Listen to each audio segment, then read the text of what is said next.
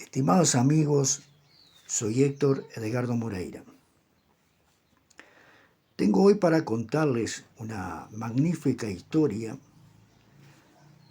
que involucró a la juventud de la Florida y a la juventud del pueblo La Cruz, distante unos 20 kilómetros al norte de la capital del departamento de Florida. Esta historia sucedió hace nada menos y nada más que 123 años, es decir, que debemos remontarnos hasta el año 1899, a fines del siglo XIX, y cuando aún La Cruz estaba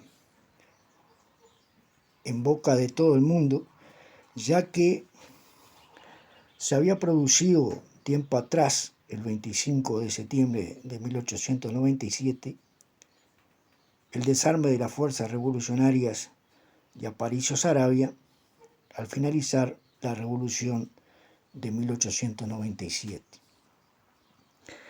Mientras estamos viendo algunas imágenes de distintas casas de la localidad de La Cruz, digamos que se encuentra este pueblo ubicado al borde de la ruta número 5, y no digamos tan al borde, ya que hay dos entradas que lo comunican. Antiguamente sí, la ruta 5 pasaba por el centro del pueblo.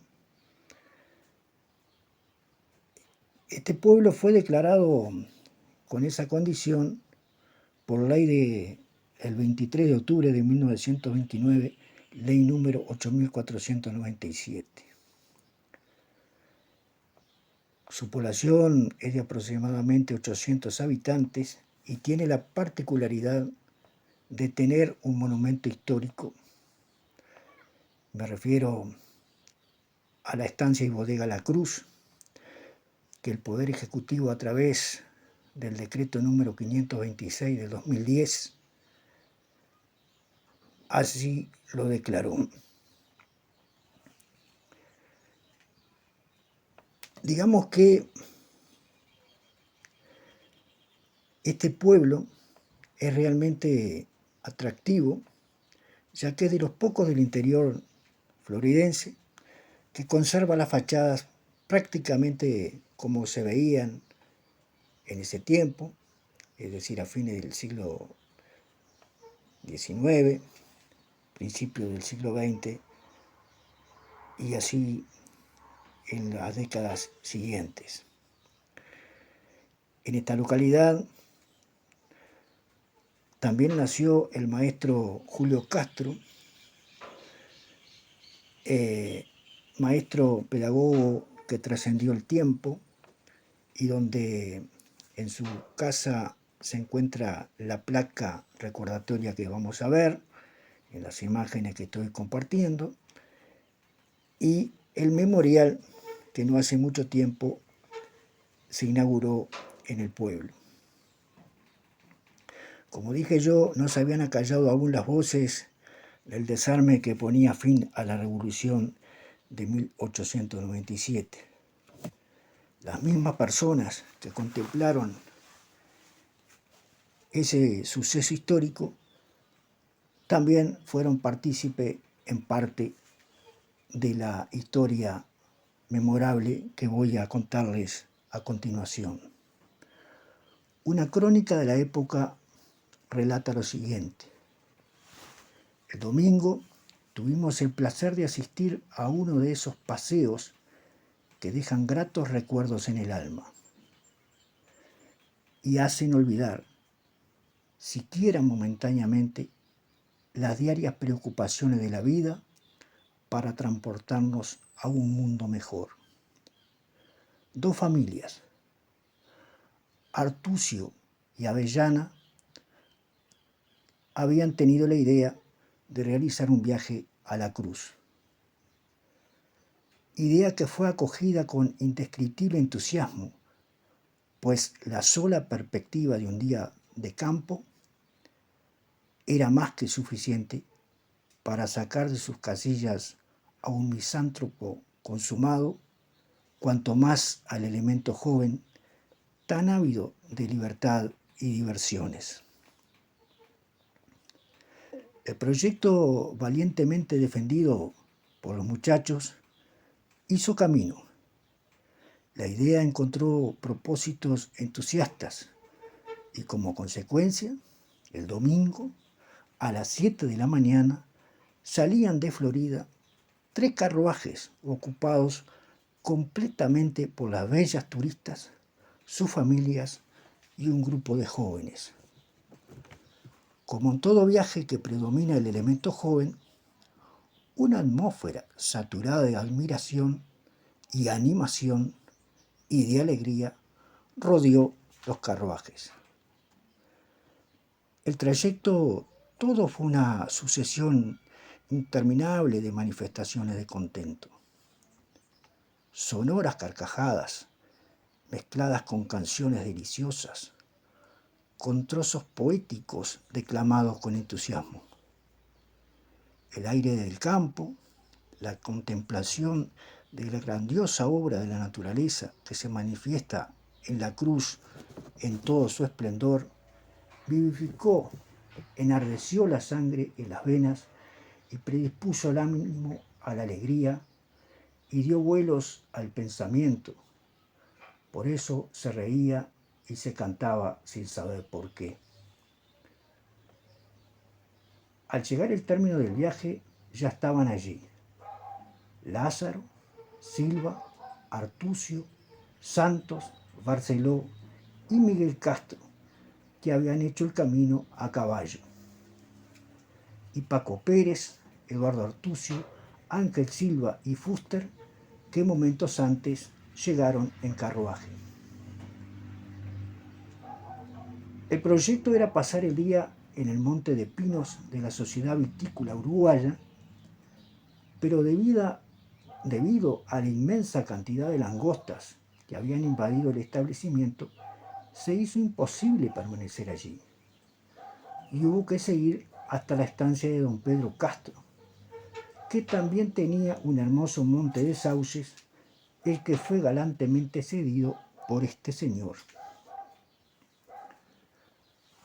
Una vez en el campo de batalla, empezó a descender de los carruajes todo un ejército de bellezas.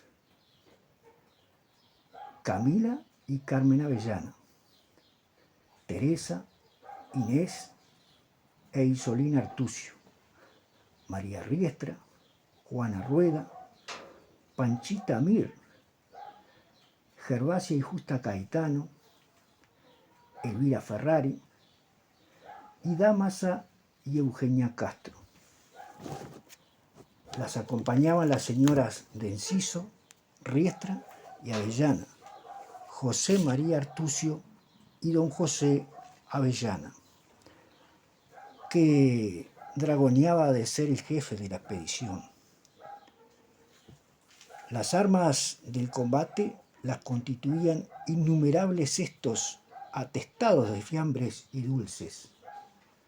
La comida, verdadero banquete al aire libre, a la sombra de los frondosos sauces y a la orilla de un ruidoso arroyuelo, despojaba por completo de la rígida e indómita etiqueta de los salones, estuvo animadísima, notándose extraordinario derroche de buen humor.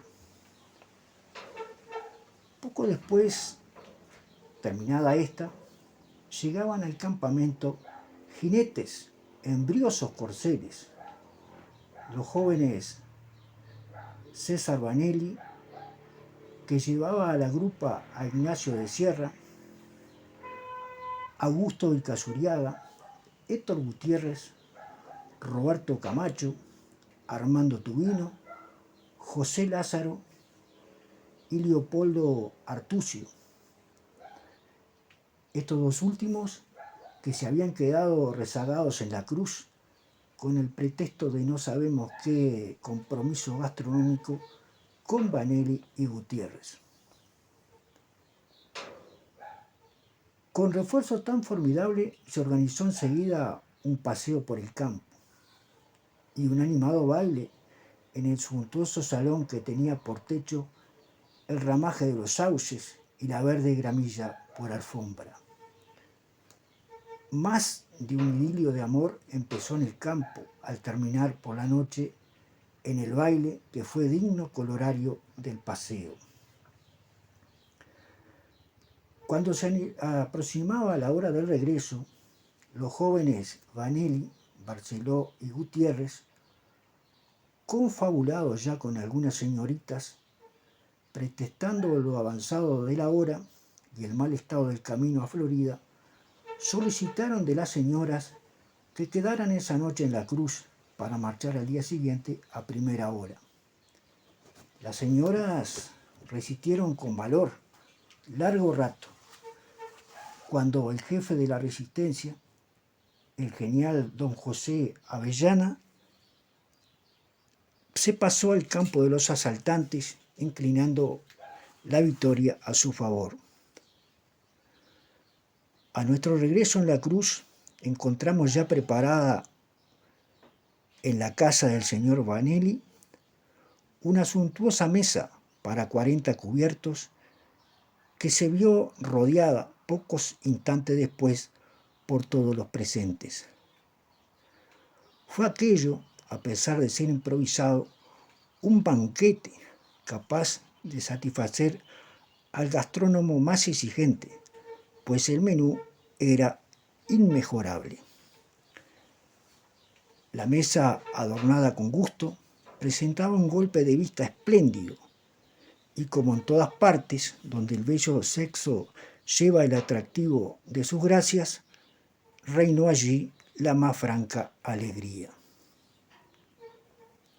Los jóvenes Vanelli, Barceló y Gutiérrez pueden estar bien satisfechos, pues el éxito coronó sus esfuerzos.